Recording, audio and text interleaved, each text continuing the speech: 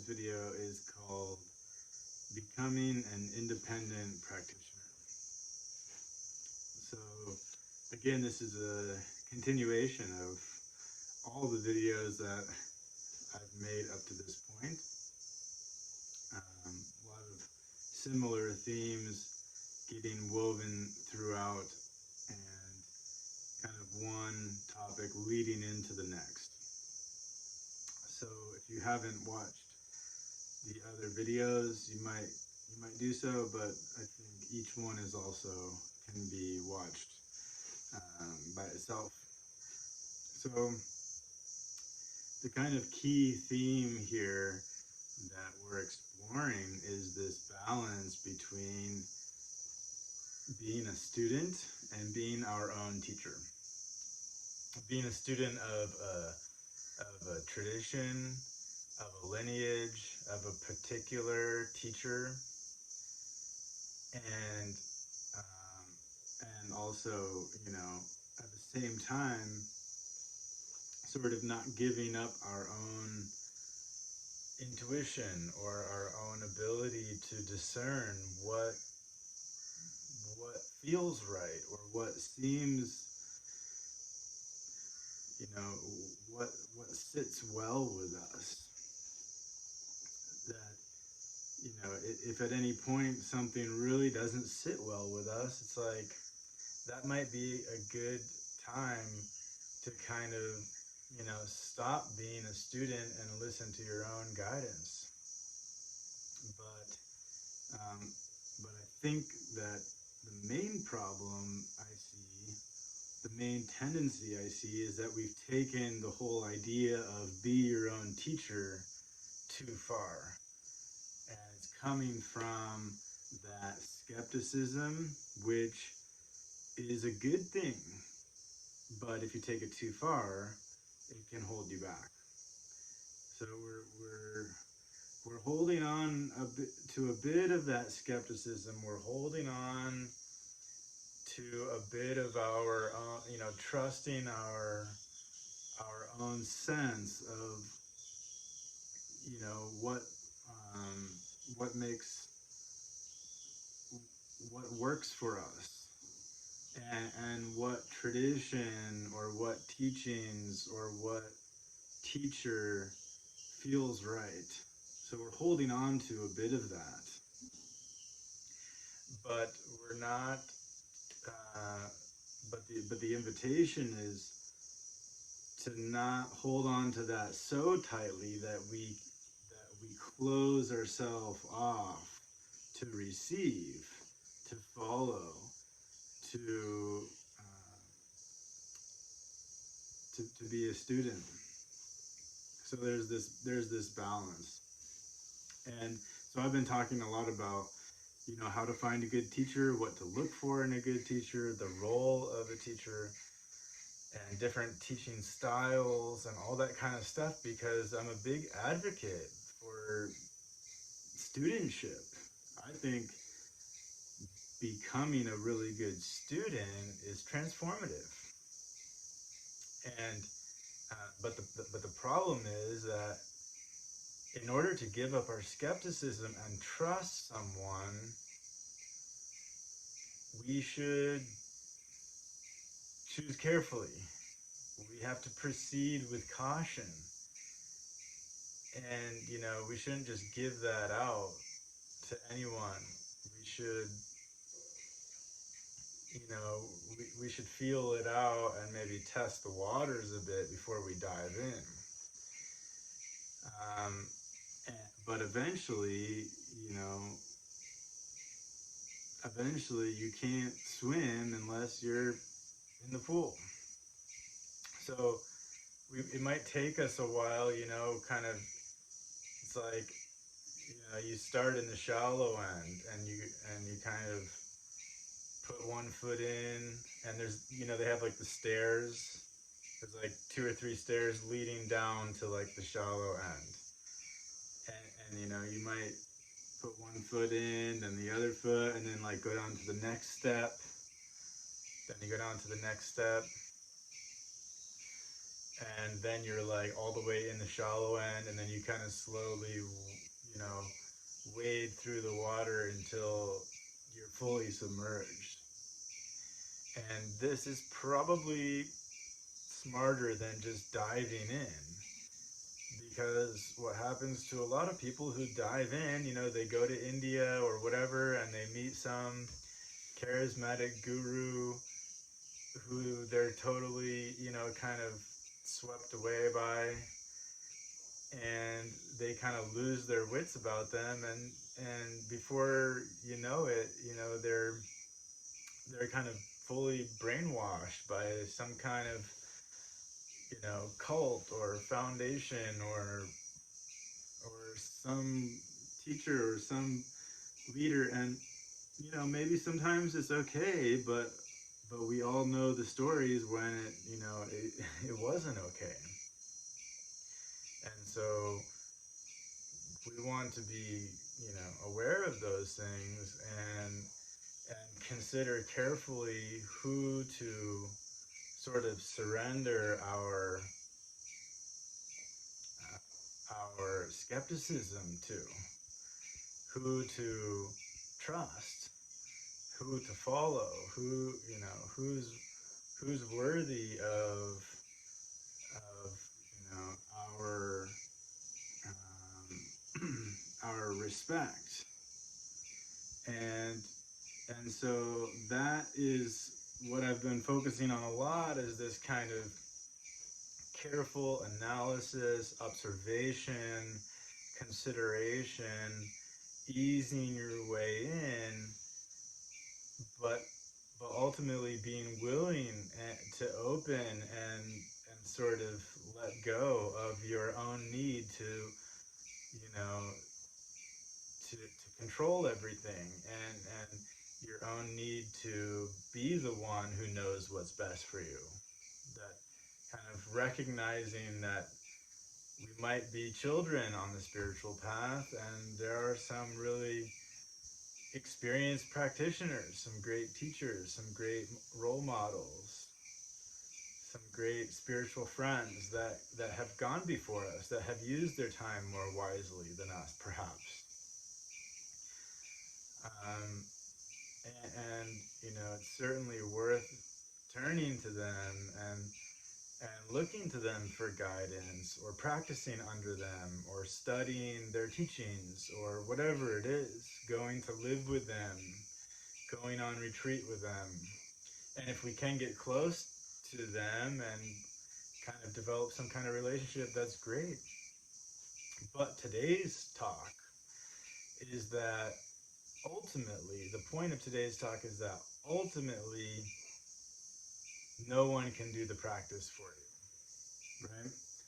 So there's another dichotomy here, is like, this tradition that I'm practicing in, the Thai forest tradition, is very much a, teacher and disciple lineage based tradition. And a lot of the teachers that I've come across, what they teach is what their teacher taught them.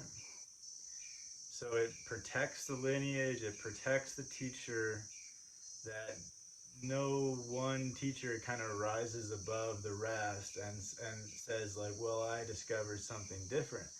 They're really passing along the torch. It's like if you're holding a candle and you haven't lit, the candle's not lit, and someone comes along with a candle that's lit and then uses their candle to light your candle, do you think that you created that flame? No, the only reason that your candle is now lit is because someone gave you that flame. Someone shared their flame with you, and that's exactly how lineage works. So once our candle is lit, we can go on and light someone else's candle. And then it's never, but when we light someone else's candle, we don't say like, oh, because of me, now you have light. Actually, it's not because of me, it's because of the person who lit my candle. And the reason their candle was lit is because someone lit theirs. And it just goes down the line. So there's a sense of dependency. There's a sense of community, of support, of working together. But yet there is a strong flavor of independence in this tradition, that we support each other, we learn from each other, we receive, like, we respect each other. It's like respect your teacher and follow their instructions, but most of their instructions are going to be, now go do it. Now go figure it out for yourself. You know, it's like, well, here's the teaching, here's the technique, here's some of the wisdom and insights, but like that type of knowledge is very shallow. So that, you know, there's one type of knowledge that's like you just hear about it or you read about it, but it doesn't come from within yourself.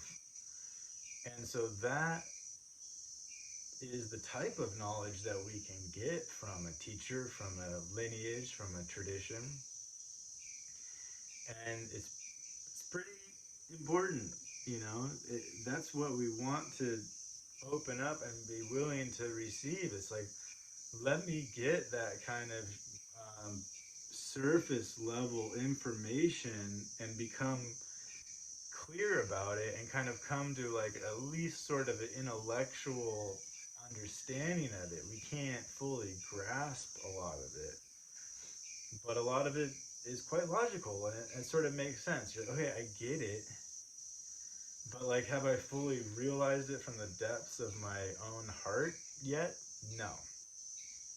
And that's where, you know, that's where the whole idea of being an independent practitioner comes from, is that to access a deeper level of knowledge, we have to do the work ourselves.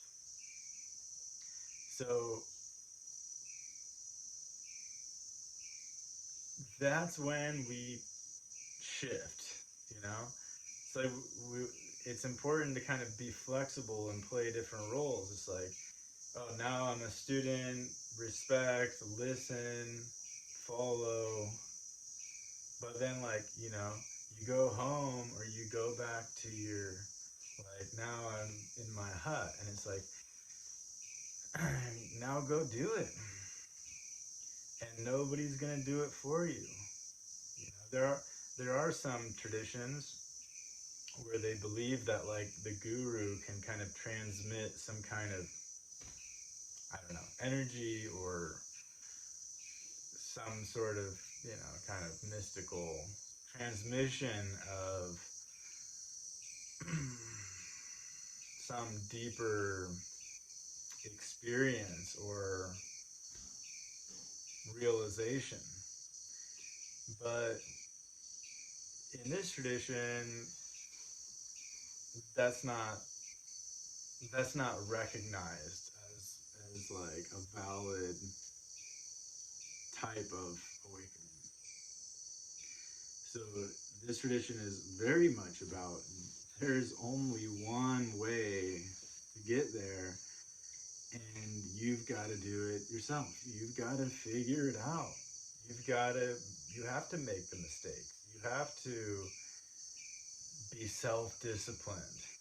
You have to be self-aware and check in with yourself and reflect and give yourself feedback and be willing to change and be willing to see those things about yourself that are ugly and that are no longer serving you or that never serve you, and be willing to let go of some of those things.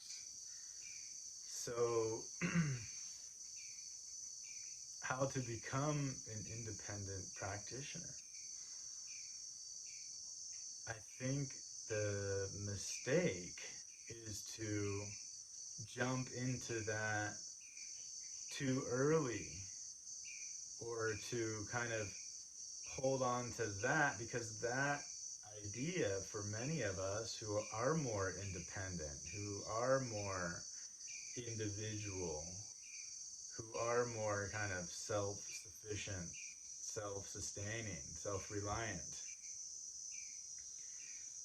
We might like that idea of like, oh yeah, I want to be in charge of my own awakening. Well, we are, ultimately. Nobody can do it for us.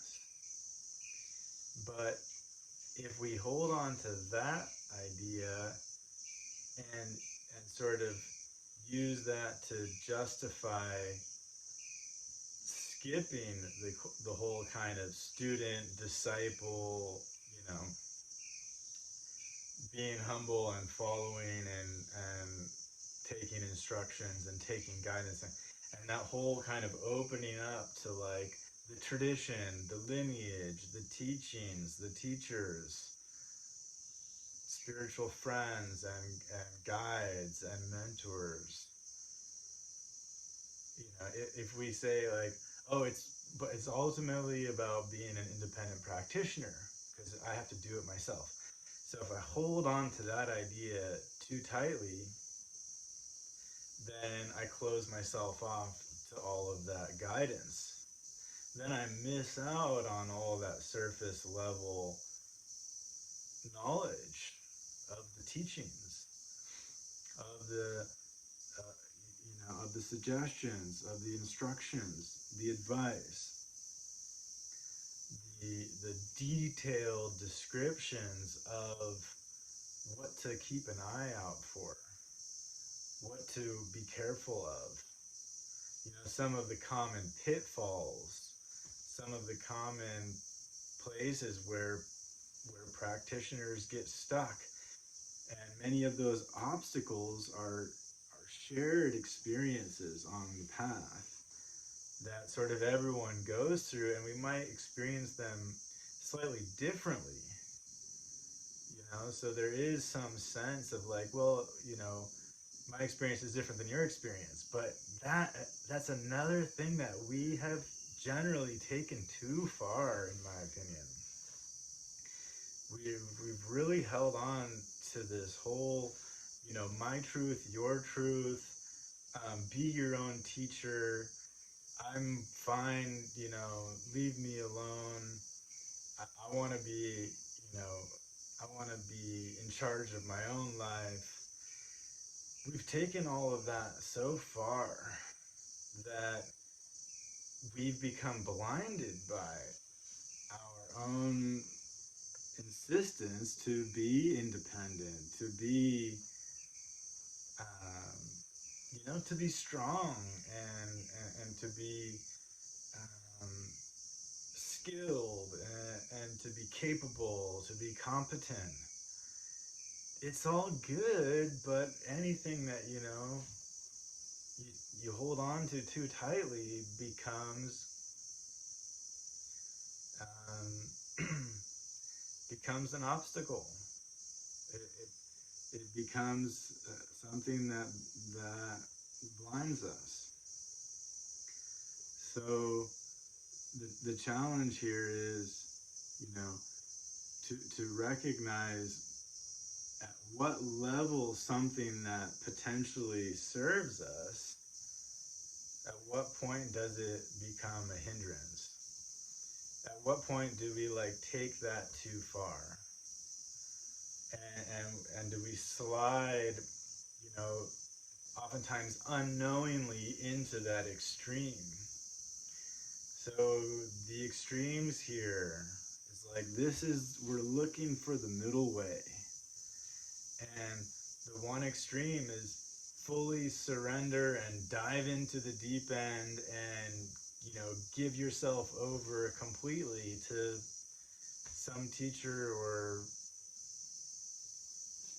some guru or some cult, or could be just any tradition or whatever, and just kind of fully surrender your own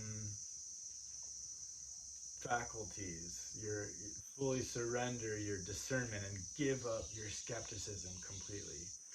Don't question, don't, you know, yeah, don't question it.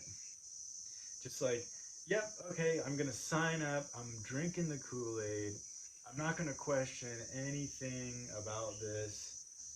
It's like I'm fully on board without really choosing carefully to do so.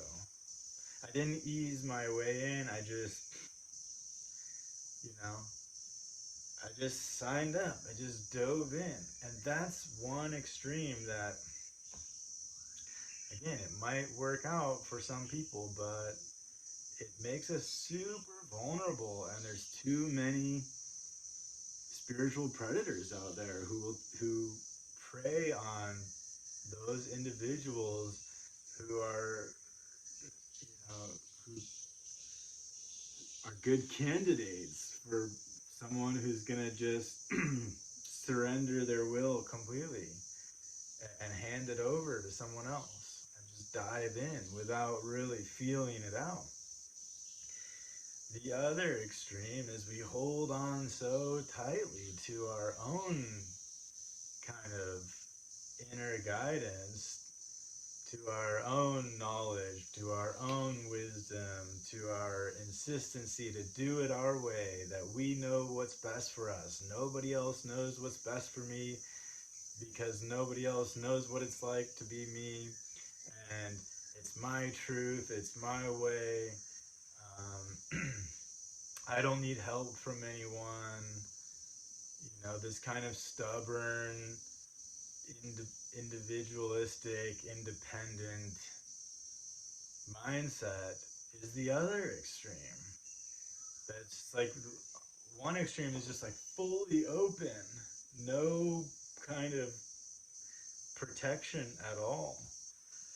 And the other extreme is like fully guarded, you know, not letting your guard down at all. And, you know, it's not just about spirituality, is it? It's the same for relationships. It's like some people just jump into a relationship, you know, fearlessly without considering, without testing, without really getting to know someone. You know, or it's like a car pulls up and someone's like, hey, get in, let's go party or whatever, and you just jump in. Now you have very little control over what happens next. You've just given away your kind of security and your freedom to someone else that you don't know at all. You don't know what their intentions are. You don't know what they're going to do next. You don't know if they have your best interest in mind, you know. And then other people in relationships, they've just like, you know, closed the door to their heart and they don't trust anyone. You know, they hole themselves up in some cabin with a bunch of guns and no trespassing signs, and it's like they've been tricked, they've been cheated, they've been stolen from, they've been lied to, and now they're just kind of, you know, closing the door to the whole world. And it's like, nope, I'll never trust anyone again, I'll never love anyone again, I'll never let anyone in. Or maybe they let, you know, just one or two people in, but it like takes a long time. And either of those extremes are dangerous. You know, there's some imbalance there. So the balance is like trust, but be careful, you know, protect, consider, you know, not trusting too easily, but willing to trust. willing to give someone a chance. And if we can find that middle way in our life, it brings that sense of balance and that harmony,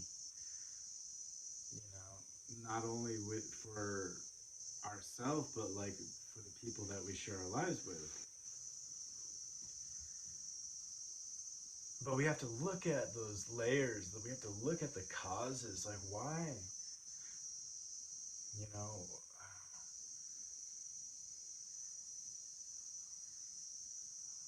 why am I super eager to trust someone? Or why is it really difficult for me to trust someone? Or are you already in the middle where you're like, yeah, okay, I trust, I'm definitely,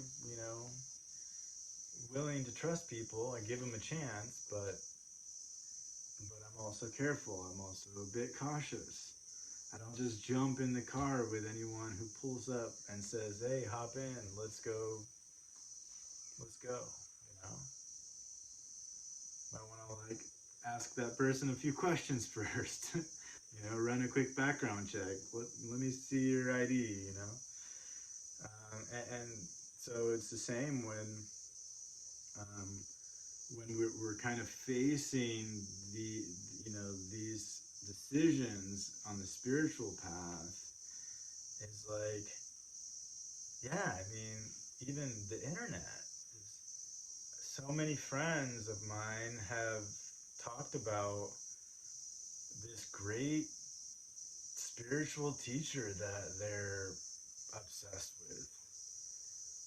And one of the first things I do is actually I look up their name on Google, and then I write scandal afterwards. Because if you just type in their name, you're going to get like their website and all this kind of articles and like media about them, and it's just like the latest news about their foundation or their movement or whatever it is. But if you want to just go straight to the point, you look up their name and then scandal. It's like 80% of the teachers who people have suggested to me, just by typing in their name plus scandal, it's like tons of articles, abuse,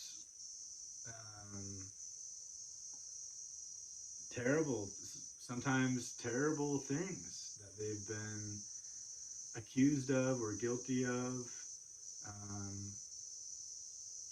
and it's kind of like, huh?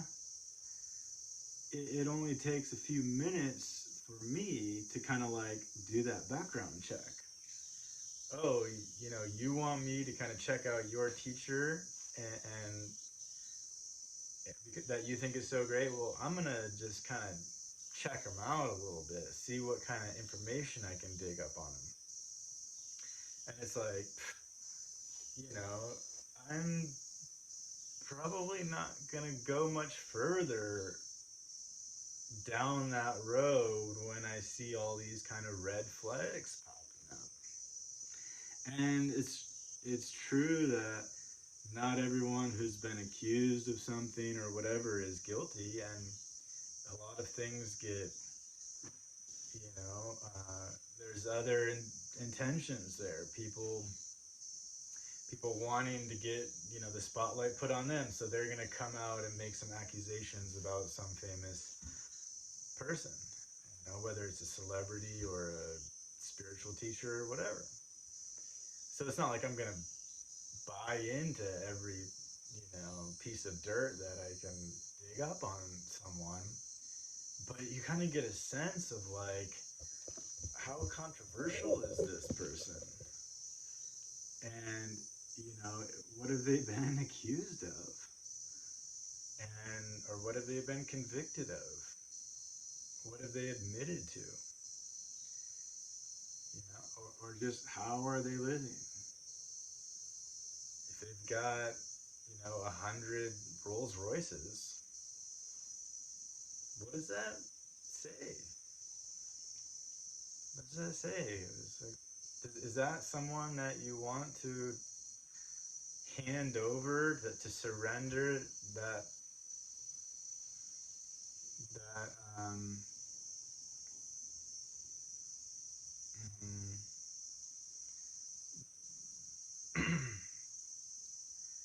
is that someone that you want to surrender your skepticism to? Not me, because there's a lot of other teachers and traditions out there that are spotless. No 40, 50 years, wearing robes, and no scandal, no accusations, no misconduct.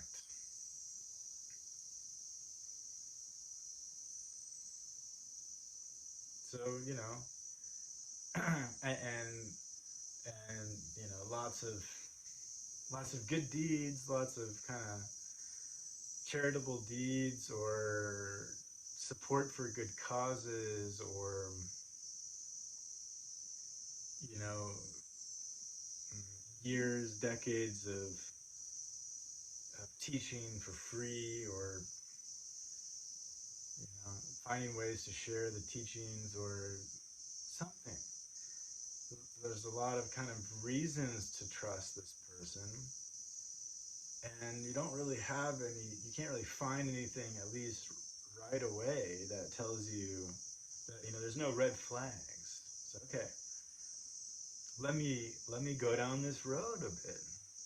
Let me see, let me dig a little deeper. Let me see what they're teaching, what their message is all about, what their tone is like.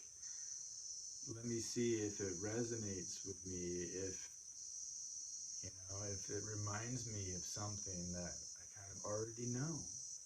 Because that's what a really good teacher does. It's like a good teacher, it's not it's not like one way. It's like some teachers just like teach at you, because they're like the holders of all the knowledge, and they've got everything figured out, and you should bow down to them, and surrender to them, because they're so great and you're kind of nothing, nobody.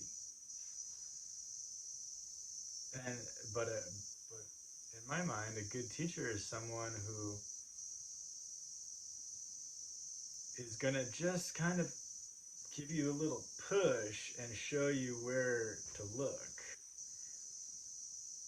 And through their support, through their encouragement, a lot of the teachers here in Thailand, that's like the main thing they do. If they give a talk, it's kind of like, okay, put in more effort, try a little harder, don't sleep too much, don't eat too much, don't talk too much, practice more.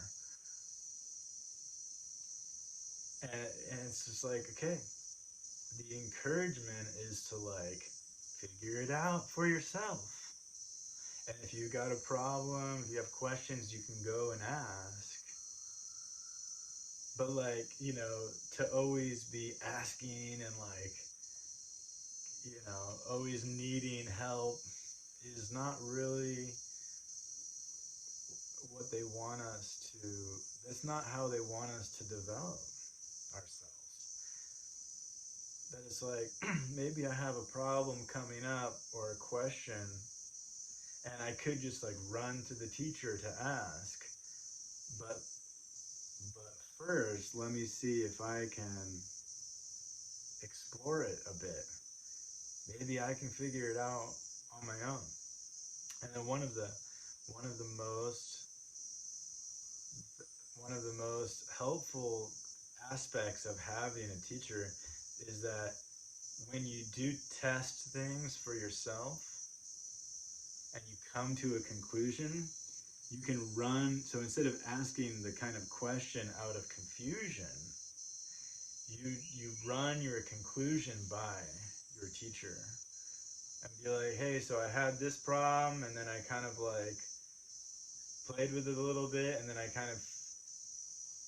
thought the best way to handle it would be to do this or to do that. And then is that right? Did I understand it correctly? Did I come to the right conclusion? Was that a skillful way of dealing with that problem or that obstacle? And then if the answer is yes, the teacher is like, yep, good, you got it, keep going. Okay. You know, what we need as independent practitioners is some confirmation. We need some clarity and some encouragement, so we're open to receive some of that, but then we kind of go and do it and struggle through it, and bring that curiosity and that willingness to kind of go through the darkness, to go through that confusion, and try to come to those places of clarity. It's like from the darkness of illusion to like the light of awareness, and nobody can do it for us. So the perhaps the true spirit or the essence of the path is to become an independent practitioner, but to become really self-sustaining, self-sufficient is not easy, and it requires a lot of guidance and training first. So that's kind of the main, it's like, it's so easy to hear some aspect of the teaching and then attach to that. Like you can hear like, oh, be your own teacher. Okay, I'm gonna grab that, hold on to that, and like that's gonna be my guiding principle. I think it's a mistake. Or you can hear like, you need to be a student, you need to be a humble student and be a disciple and receive guidance, and then it's also easy to just grab onto that and then be like, okay, like, whatever you want me to do, I'll do it, I'll follow your instructions.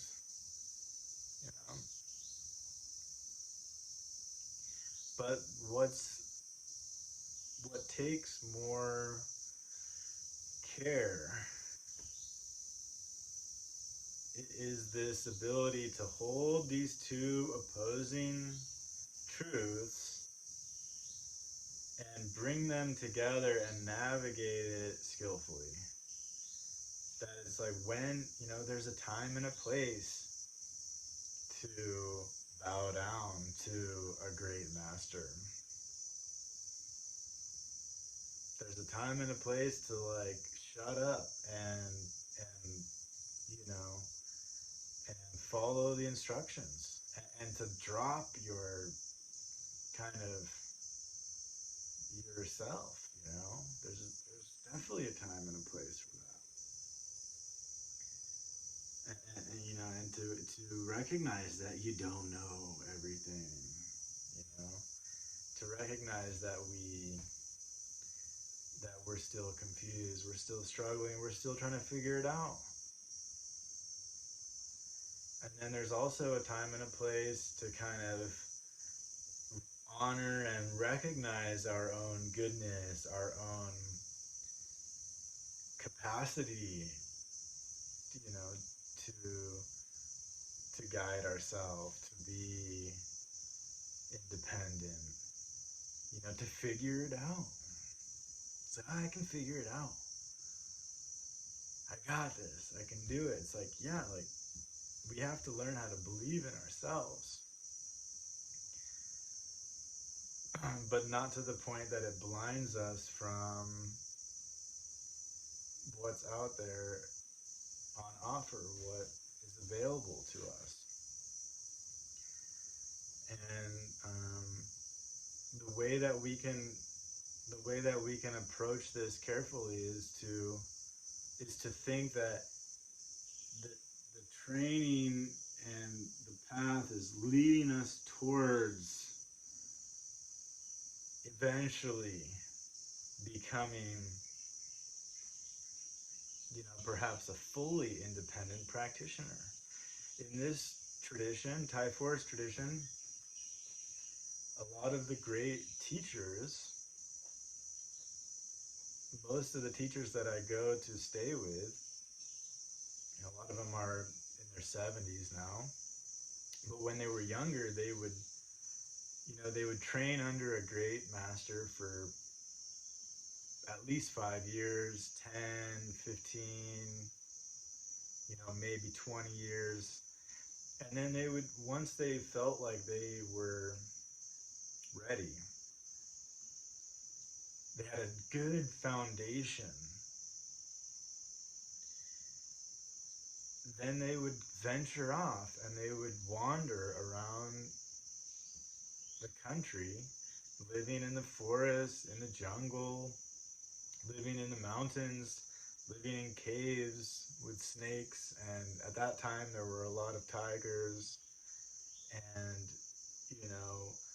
sleeping on the ground and kind of facing the hardships of all the insects, the mosquitoes,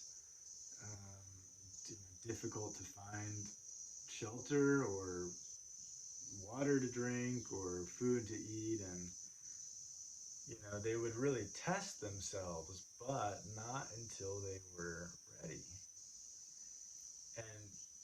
Uh, to spend 5, 10, 15 years training for that stage, for that next stage where they were basically independent and just would go off on their own, or sometimes they would go off in a small group, a couple monks together, or a few of them. And it's like, because not all of them, but the ones that were able to really break through and kind of fully awaken to the Buddha's teachings are the ones who were really ready for that. How did they prepare? They were students first. So they paid their dues as kind of, it's kind of like the military. It's like before you end up giving orders, you have to take orders for a long time. You kind of learn how to take orders before you've earned the right to give orders. You can't have someone, bossing people around in the military who have never kind of like been on the other end of that, who haven't earned their dues, who haven't paid their dues. It's like, and it's the same for any kind of teacher, right? A school teacher has to be a student for a long time before they can teach.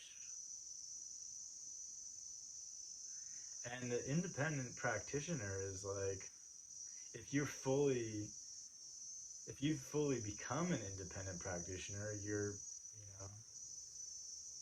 you probably are ready to teach.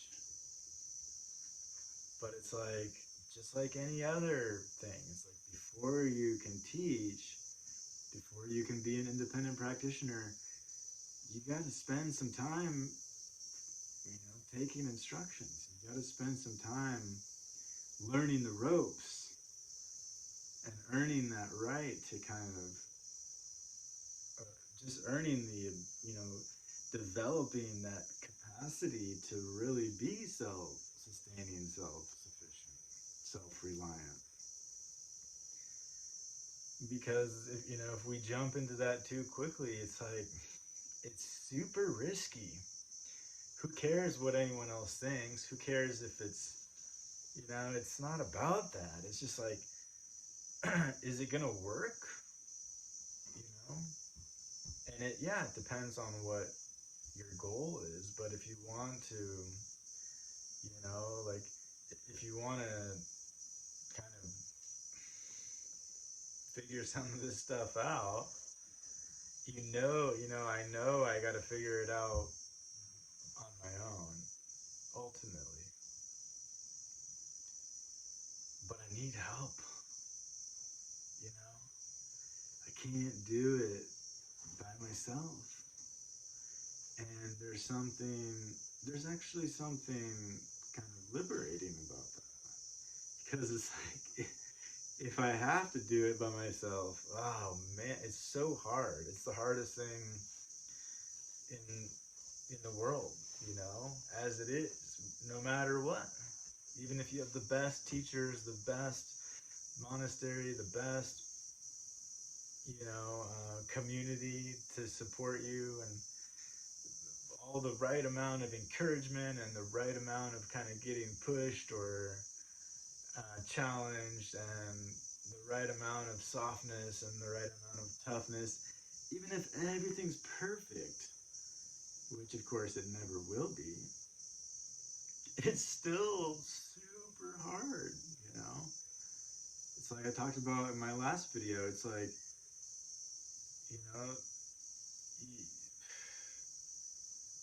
most of us, we're children on this spiritual path. It's like, to get out of the beginner stage,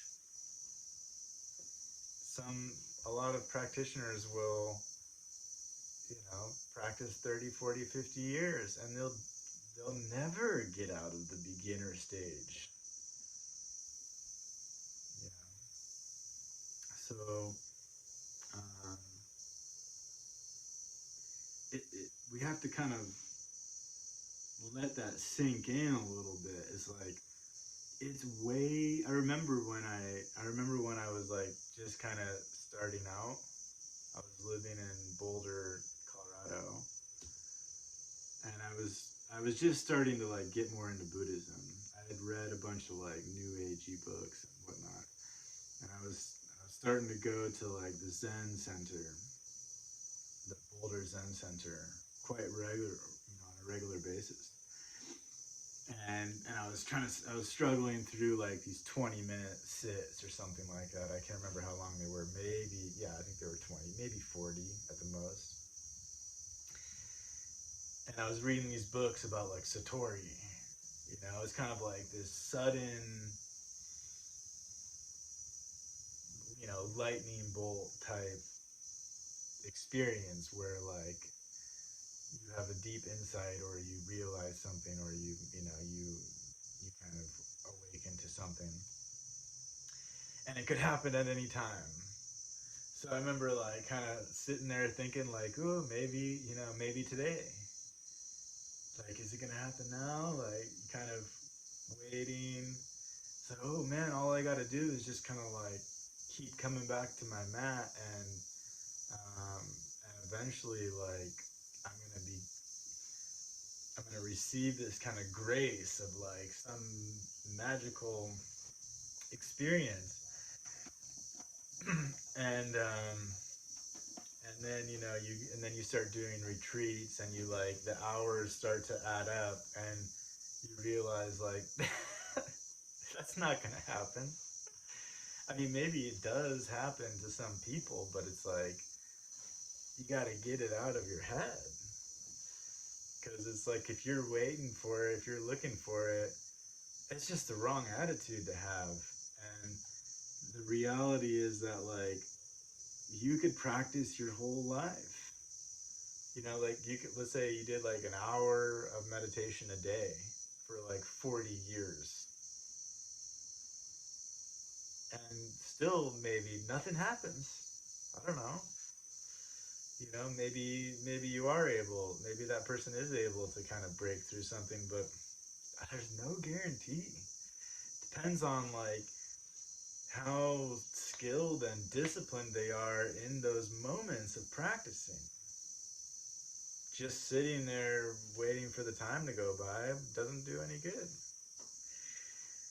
So we have to let it sink in like this. Like for me, it's like, whoa, this is way, way harder than I thought it was going to be. If I knew from the beginning it was going to be this hard, I probably wouldn't have continued, you know?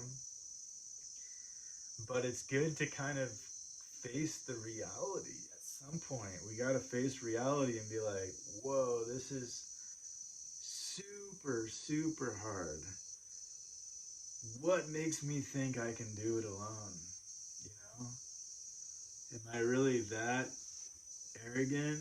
Am I really that much of a, badass? Am I that great at everything? No, definitely not.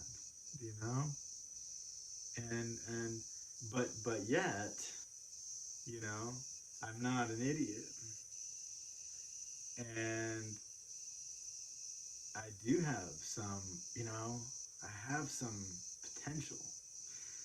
I have some goodness. I have some potential. I have some competency. I have some wisdom. And this is what we gotta hold this. We gotta let it sink in and hold these two as like I'm a spiritual child.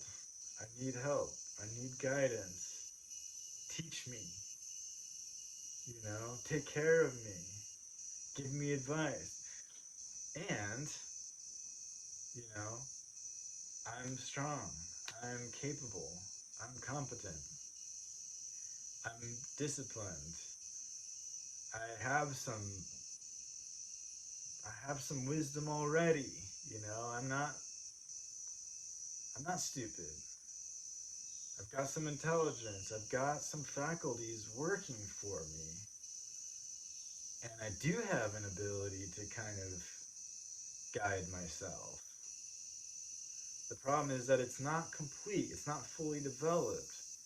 It's obscured. It's partially flawed. It's partially skewed. So when the two come together, get a little guidance, get a little feedback, get a little encouragement, get a little instructions, and then let that shape that kind of what you've already got going for you. It's different for everyone. Some people have more intelligence than the others. Some people have more patience than others. It's like you see where you're at, and then and allow that to kind of continue to develop, but also allowing it to be shaped by the tradition, by the teacher, by the teachings, by your friends and mentors, and the community. And this is what is meant, I think. This is my interpretation of what I think is meant. And one reason I'm talking about this stuff a lot is like, this is not stuff that I've heard my teachers talk about.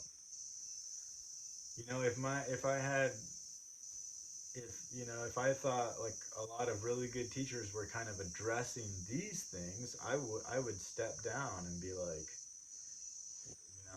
listen to them. But kind of my teachers preserve a more like pure form of the teachings, and what I think is perhaps missing a little bit is, but the bridge to get there is like a lot of people aren't listening to those teachers because perhaps that tendency to kind of hold on too much to that self-sustaining, self-reliant mentality, and that skepticism and that caution and all that kind of stuff that is good, and we want to work with that. It's not like we have to totally throw it out, but when it's held tightly, we have to learn how to kind of loosen our grip a bit. And so, um, you know, if this is something that, when you listen to this, if it kind of like, it's like that, what Jack Kornfield always says, it's like, if it reminds you of something you already know, but it's like in a deeper way, it's kind of like, sometimes we just need to hear it, and it's too bad that, that it's from me, because like, it would be better to hear it from a real teacher, you know, not just a practitioner. But like I said, my teachers don't really discuss this kind of thing, because they're not trying to convince anyone to like become Buddhists or whatever, and I'm not either. This isn't strictly about the Buddhist path. I think it applies to any spiritual path, whether it's yoga or Western, Eastern, indigenous, kind of mainstream, ancient, modern, whatever. These faculties, these are things to consider. This balance. It's about learning to trust ourselves and open to trusting others. And that balance allows us to keep going and ultimately find the right amount of guidance to figure it out on our own. To do the work, to be able to do the work and be able to keep going, not get stuck, not fall into the pitfalls, and not be totally blinded by by not knowing. So, I hope this makes sense to someone out there. If it's just one person, it's fine with me. And if it does make sense, then hopefully hopefully it's helpful. That it's like, all right, let me see if I'm tending towards one extreme or the other, and let me see if I can find that middle way. And maybe it's different for everyone. And then it's still the challenge of like, well, if I do want to kind of open up for guidance or instructions, or how to find a good teacher, what tradition to choose, where to look,